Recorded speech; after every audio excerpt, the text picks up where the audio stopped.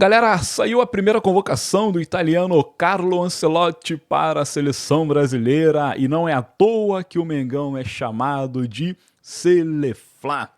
Agostinho Rossi ontem pegou mais um pênalti em sua carreira e, cara, por causa disso aí, nosso querido goleiro entrou para a história.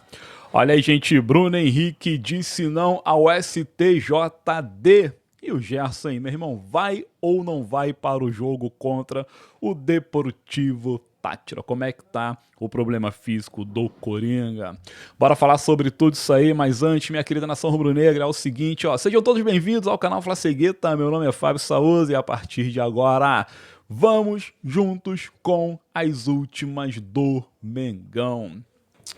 É isso, nação. Ontem o nosso querido rubro-negro entrou em campo pela 10ª rodada do Brasileirão e cumpriu aquilo que a gente de coração imaginava. Venceu o Palmeiras na casa dos caras. Flamengo tem um retrospecto maravilhoso na Arena dos Porquinhos, em se tratando de campeonato brasileiro. Eu estava muito esperançoso que a vitória fosse vir e de fato ela veio, mas aquilo, ó, ela só veio graças ao nosso goleiraço Agostinho Rossi. É isso mesmo, cara.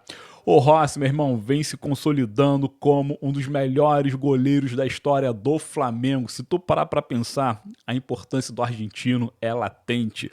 Ele não só é exitoso debaixo das traves, mas também, meu irmão, dentro da pequena área, fazendo cortes importantíssimos na questão da reposição de bolas, na liderança e também, meu irmão, naquela coisa da cultura argentina de encebar a partida. Eu costumo dizer o seguinte, cara, o Rossi, cara, como ele cresce em grandes jogos, não é verdade? Eu tô muito satisfeito com o nosso goleiro. Se Deus quiser, hoje ele que tem 29 anos, se Deus quiser, ele vai continuar com a gente por muitas temporadas. Se eu sou o Flamengo, eu já até chamava o seu staff no gabinete para poder renovar o seu contrato. O que aconteceu? Ontem ele defendeu mais um pênalti, ó, no jogo recente aí, não vou falar jogo atrasado que não foi, né? Exatamente, foi contra o Cruzeiro, não lembro quando, mas enfim, o Rossi pegou o pênalti do Gabigol. Tudo bem que no rebote o Gabigol marcou, mas ele defendeu e assim, comprovando aquilo que a gente já imaginava, ele é um baita de um pegador de pênalti. Para você ver, o Rossi, ele já sofreu 10 cobranças de pênalti desde que chegou no Flamengo. Das 10, 5 somente entraram de modo direto. Uma bateu na trave e ele defendeu 4. 4 cobranças defendidas. É um baita de um goleiro. E ó, o Rossi hoje é o número 1 no quesito dos goleiros que mais defenderam pênaltis nos últimos 10 anos no futebol brasileiro. É muito importante esse número aí, cara. De fato, é muito importante. E ó, outra coisa aqui, com relação aos goleiros argentinos, desde a década de 90, o Rossi entrou no top 5 com 23 cobranças defendidas ao longo de toda a sua carreira. É o 5º goleiro argentino que mais defendeu pênalti. É impressionante, né? Agora, fica um dado curioso. O Rossi, meu irmão, ele, das cobranças que ele enfrentou somente no Flamengo, 90% ele pulou para o lado direito. Agora tu diz, porra, o Fábio Saúza, tu tá entregando arma ao bandido, agora quando forem cobrar pênalti contra o Rossi, vão bater na esquerda, tá bom? E se nessa hora ele pular para a esquerda, entrando ali no quesito dos 10%? Como é que fica, né? Tá aí, parabéns, Rossi, muito obrigado pelos seus serviços prestados à frente do Mengão e que continue assim. Você, de fato, é um baita de um goleiro. Tomara que ele esteja entre os selecionáveis da seleção da Argentina para as próximas partidas da data FIFA. Por falar em partida de data FIFA, vou falar sobre a convocação do Carlo Ancelotti, né? Nossa Seleflá começou a ser extirpada, essa que é a grande verdade. Mas antes, deixa eu pedir que vocês se inscrevam aqui no canal Flacegueta. Gente, estamos na contagem regressiva para os 10k. Falta 390, né? Se eu não me engano, 390 amigos. Pô, cara, por favor, se inscreva aí para chegar mais perto desses 10 mil. É um número importantíssimo. Peço que vocês também deem um like neste vídeo, clica no curtir, no joinha, no gostei. Se você tiver um hype gratuito ainda contigo aí no teu acervo, por favor, clique no botão hyper aqui, deixe conteúdo, pois vai manter o canal bem ranqueado frente ao YouTube, compartilhe o material, enfim, deixe comentários a respeito dos assuntos abordados agora e que vamos, conto com vocês. E ó, rapidinho, se puder também fazer assinatura no Clube de Membros, por favor, gente, assina aí. Assina aí que é importantíssimo para a continuidade do canal, valeu? Temos os nossos grandes apoiadores e eu digo assim, ó, muito obrigado a todos vocês que assinaram o Clube de Membros, valeu? Tamo junto, espero que esta parceria perdure por muitos anos. Obrigado, gente, tamo junto aí, cara. Tudo isso aqui é o que eu costumo dizer, tudo isso aqui é pelo Flamengo. Bom, antes de falar da convocação do italiano Carlo Ancelotti, do ponto de vista do Mengão, deixa eu dizer o seguinte, ó, o Bruno Henrique, meu camarada, disse não ao STJD. É isso aí, o Bruno Henrique disse não ao STJD. Hoje estava marcada uma audiência virtual para que o Bruno pudesse dar explicações a respeito do cartão sofrido no jogo contra o Santos, onde ele agora responde judicialmente pela trapaça, pela sacanagem, pela tramóia, mas o Bruno pediu para não ir, pediu o adiamento da sessão e foi concedido seu pedido. O Bruno alegou que, na hora da reunião online, ele estaria em treinamento pelo Flamengo. É uma semana importantíssima, pois é uma semana de Copa Libertadores da América. O STJD acatou e eu digo o seguinte, meu pensamento é esse aqui, ó, é um agravante, gente. É um agravante, pois o cara claramente está no delito, então deveria acatar o que ele for determinado pelo tribunal. Afinal de contas, esse bagulho aí é coisa séria, ele deveria ir lá depor. Enfim, mas como o horário do depoimento batia de frente com o horário do treino, bom, ele pediu o cancelamento e assim foi atendido. Agora tem que esperar uma nova data e ele ganha tempo. Ele ganha tempo e a vida vai seguindo. Bruno Henrique, que no jogo de ontem contra o Palmeiras, na boa, jogou 10% a mais do que ele já vinha jogando, mas é aquilo, um pouquinho a mais de um nada. A verdade é essa, o Bruno Henrique tem sido, como um comentário que eu recebi no dia de hoje, ele não tem sido um falso 9, ele tem sido um falso jogador. O Bruno Henrique, com todo pesar em dizer isso, apesar de contas, gostamos do BH, meu irmão, o Bruno Henrique é um ex-jogador em atividade, infelizmente. Mas ontem jogou um pouquinho melhor e contribuiu com o mínimo para a vitória brilhantíssima do mais querido. Notícia ruim, evidentemente, é o problema no joelho do Coringa, né?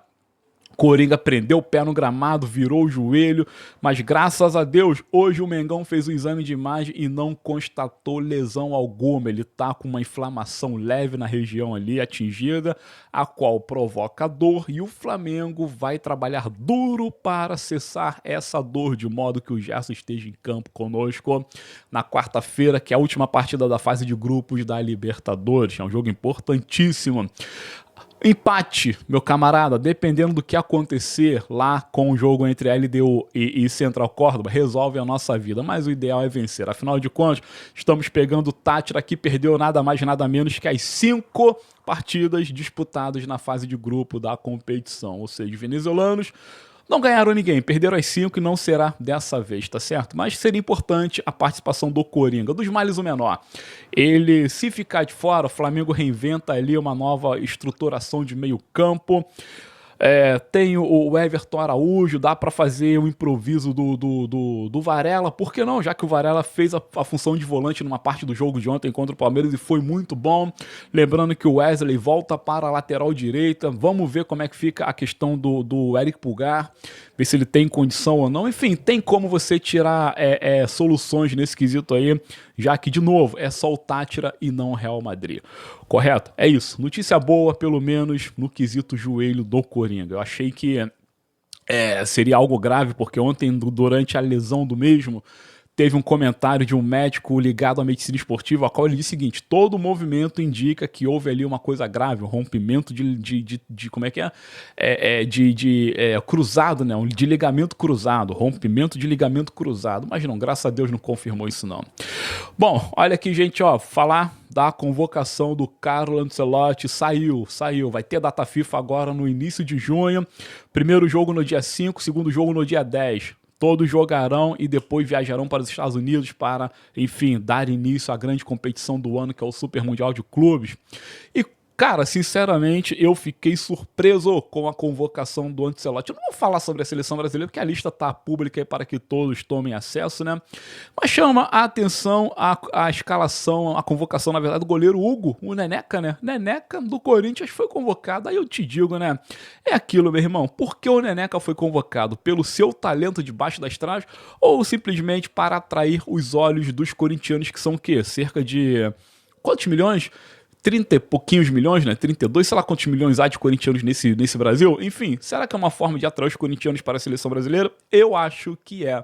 Então, Ancelotti chegou fazendo politicagem com a seleção brasileira. Fica a reflexão, será que o italiano será mais do mesmo à frente da entidade, comandando a amarelinha?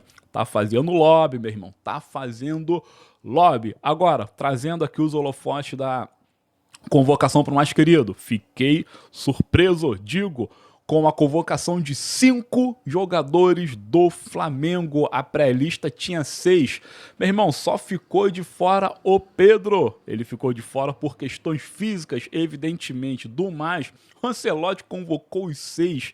Cara, contraditório demais, meu irmão. Olha aqui, o Wesley e Danilo, 2 laterais direitos. Danilo vai para ser zagueiro? Não, ele vai para ser lateral direito. E o Wesley, cara, logo os 2, compadre. Aí vai Alexandro, convocado também, Gerson e Léo Ortiz. No caso do Léo Ortiz, perfeito. Eu sempre digo que o Léo Ortiz tem sido o melhor zagueiro brasileiro em atividade no futebol, né? Se tu pegar todos os brasileiros mundo afora, o Ortiz para mim tem sido o melhor, então justíssima a convocação do nosso querido Léo Ortiz, cara. O Gerson era o homem de confiança do Dorival. Vamos ver se ele continuará sendo o homem de confiança agora do Carlo Ancelotti, porque uma coisa é uma coisa e outra coisa é outra coisa, tá? Gerson vai ter que remar tudo de novo para conquistar o italiano. Tomara que consiga. Ver o Gerson na Copa é melhor do que não vê-lo em lugar nenhum, correto? Então o Gerson vai lá, vai se provar. Tem que ver como é que fica esse joelho dele aí, né? Mas tudo bem. E com relação ao Alexandro, cara, será que o Alexandro estará na Copa do Mundo, veterano do jeito que é? 34 anos, se eu não me engano, né? 33, quase 34. Tomara que sim, afinal de contas, a Copa é ano que vem. E ó, se tem uma coisa que o Alexandro tem feito de bom no Flamengo, é jogar futebol. Eu digo assim, ó, o Alexandro, ele não entra no mainstream, ele não entra nos holofotes, ele não é hypado, mas ele, assim, tem atuações maravilhosas, ele sabe os atalhos do campo, ele é discreto, é tudo que a gente precisa. Nada de estrelismo, nada de brilhantismo, nada demais, mas simplesmente, cara, atuações primorosas. Então, gostei também da convocação do Alexandre. Então, do mais, 5 rubro-negros na seleção brasileira. Agora, vamos lá. Fatalmente, a Arrascaeta irá para a seleção do Uruguai. Se tivesse o físico inteiro, De La Cruz também iria. Com certeza, Matias Vina também iria. Varela certamente irá. Então, o Flamengo perde mais 2, Varela e Arrascaeta. Se o chileno Pulgar tivesse inteiro, também iria para o Chile, assim como o Plata no Equador. Gente, para analisar. Flamengo estaria pronto para perder pelo menos 10-11, contando com o Rossi na Argentina, 10-11 jogadores nas seleções. Ou seja, é praticamente o time inteiro do Flamengo sendo um time selecionável. Desse modo, cravamos o seguinte: o Mengão é Seleflá.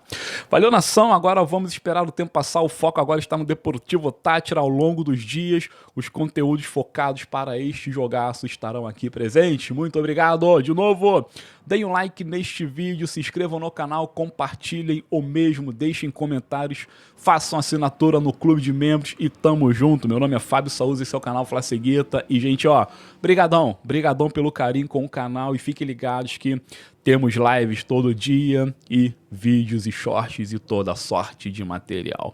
Tamo junto e lembrem-se de novo, tudo isso aqui é pelo Flamengo. Valeu, obrigado.